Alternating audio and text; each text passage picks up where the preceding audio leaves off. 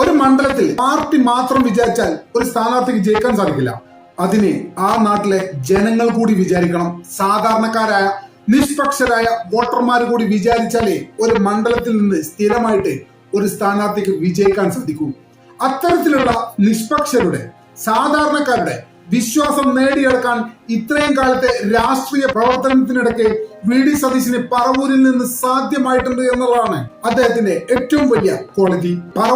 പറവൂരിനെ സംബന്ധിച്ചിടത്തോളം കോൺഗ്രസിനെ വിജയിപ്പിക്കുക എന്നതിനുപരി അത് വി.ഡി. സതീശനെ വിജയിപ്പിക്കുക എന്ന വളരെ പേഴ്സണൽ ആയിട്ട് പറവൂരിലെ വോട്ടിംഗ് പാറ്റേൺ ഇതിനോടകം തന്നെ മാറിക്കഴിഞ്ഞിട്ടുണ്ട് എന്നാണ് രാഷ്ട്രീയ നിരീക്ഷകരൊക്കെ വിലയിരുത്തുന്നത്.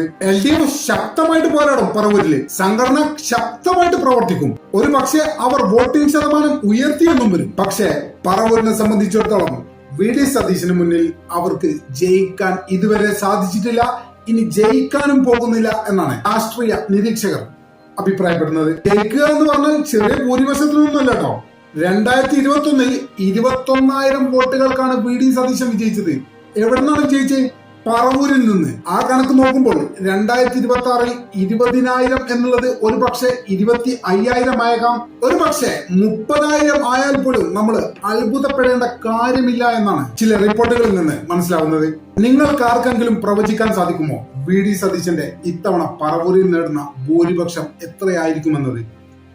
അങ്ങനെ ഉണ്ടെങ്കിൽ ദയവായി കമന്റ് ചെയ്യുക. പറവൂരിനെ സംബന്ധിച്ചിടത്തോളം ഇത്തവണ പറവൂരിൽ ആര് ജയിക്കുമെന്നല്ല, വി.ഡി. സതീശന്റെ ഭൂരിപക്ഷം എത്ര കൂടും, 5% കൂടുകയുള്ളൂ അതോ 10% ആകുമോ?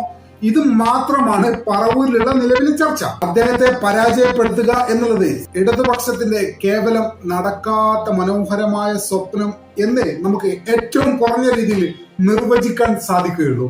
മെയ് 4-ാം തീയതി വോട്ടെണ്ണി തുടങ്ങുമ്പോൾ തന്നെ നമുക്കത് മനസ്സിലാവും. പറവൂർ സമം വി.ഡി. സതീശൻ. നമ്മുടെ ചാനൽ ഇതുവരെ സബ്സ്ക്രൈബ് ചെയ്തിട്ടില്ലാത്ത ആളുകൾ ഇപ്പോൾ തന്നെ സബ്സ്ക്രൈബ് ചെയ്ത് പിന്തുണ തരണമെന്ന് വളരെ വിനീതമായി അഭ്യർത്ഥിക്കുന്നു.